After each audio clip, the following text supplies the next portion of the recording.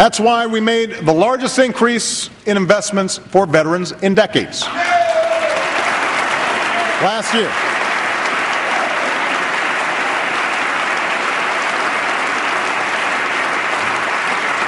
That's why we're building a 21st century VA. And that's why Michelle has joined with Jill Biden to forge a national commitment to support military families.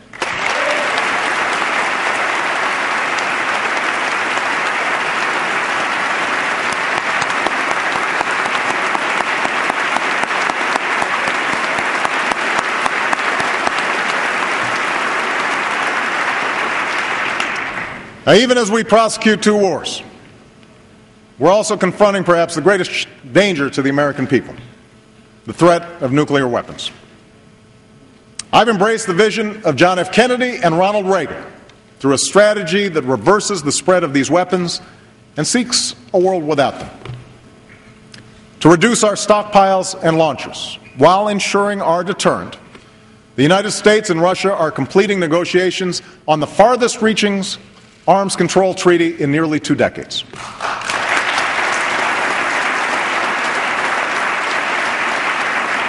And at April's Nuclear Security Summit, we will bring 44 nations together here in Washington, D.C. behind a clear goal: securing all vulnerable nuclear materials around the world in 4 years so that they never fall into the hands of terrorists.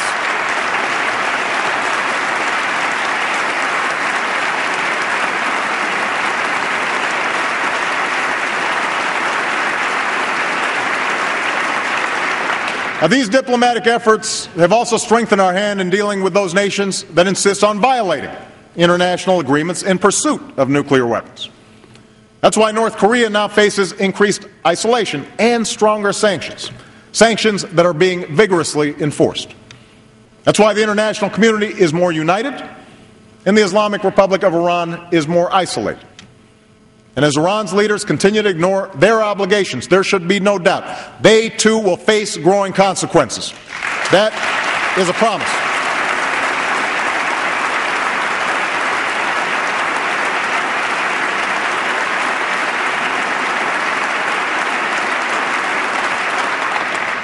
That's the leadership we are providing.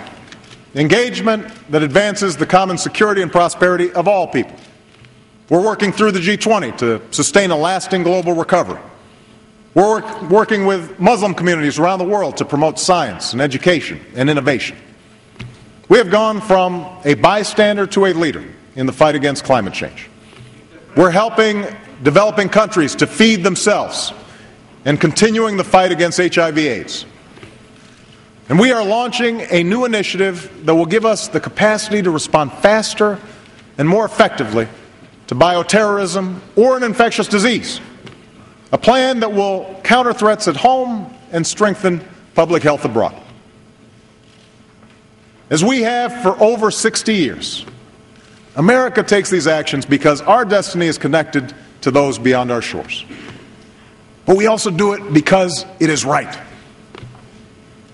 That's why, as we meet here tonight, over 10,000 Americans are working with many nations to help the people of Haiti recover and rebuild.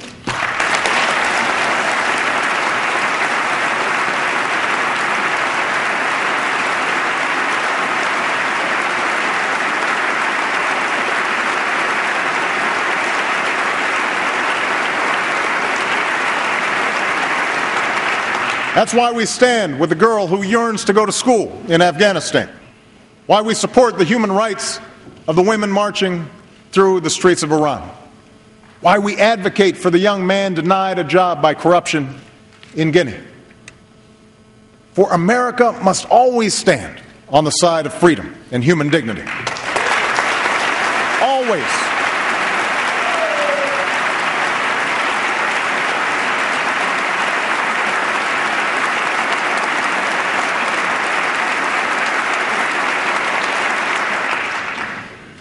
Abroad, America's greatest source of strength has always been our ideals. The same is true at home.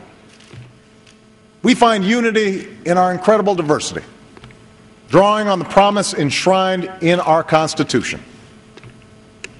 The notion that we're all created equal, that no matter who you are or what you look like, If you abide by the law, you should be protected by it. If you adhere to our common values, you should be treated no different than anyone else. We must continually renew this promise. My administration has a civil rights division that is once again prosecuting civil rights violations and employment discrimination. We finally strengthened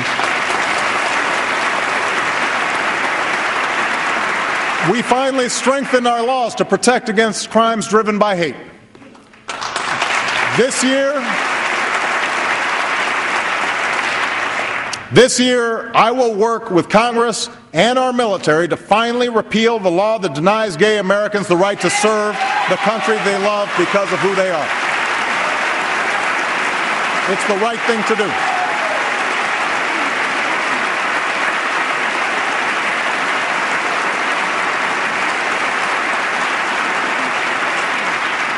We're going to crack down on violations of equal pay laws so that women get equal pay for an equal day's work.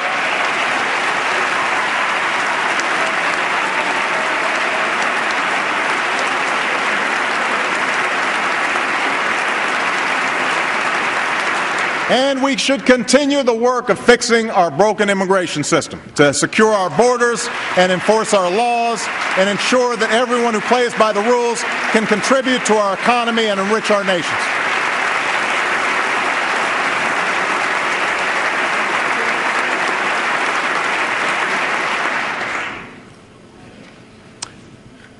In the end, it's our ideals, our values that built America. Values that allowed us to forge a nation made up of immigrants from every corner of the globe. Values that drive our citizens still. Every day, Americans meet their responsibilities to their families and their employers. Time and again, they lend a hand to their neighbors and give back to their country. They take pride in their labor and are generous in spirit. These aren't Republican values or Democratic values that they're living by, business values or labor values. They're American values. Unfortunately, too many of our citizens have lost faith that our biggest institutions, our corporations, our media, and yes, our government, still reflect these same values. Each of these institutions are full of honorable men and women doing important work that helps our country prosper. But each time a CEO rewards himself for failure, or a banker puts the rest of us at risk for his own selfish gain, people's doubts grow. Each time lobbyists game the system or politicians tear each other down instead of lifting this country up, we lose faith. The more that TV pundits reduce serious debates to silly arguments, big issues into sound bites, our citizens turn away. No wonder there's so much cynicism out there. No wonder there's so much disappointment. I campaigned on the promise of change. Change we can believe in, the slogan went. And right now I know there are many Americans who aren't sure if they still believe we can change or that I can deliver it. But remember this, I never suggested the change would be easy or that I could do it alone. Democracy in a nation of 300 million people can be noisy and messy and complicated. And when you try to do big things and make big changes, it stirs passions and controversy. That's just how it is. Those of us in public office can respond to this reality by playing it safe and avoid telling hard truths and pointing fingers.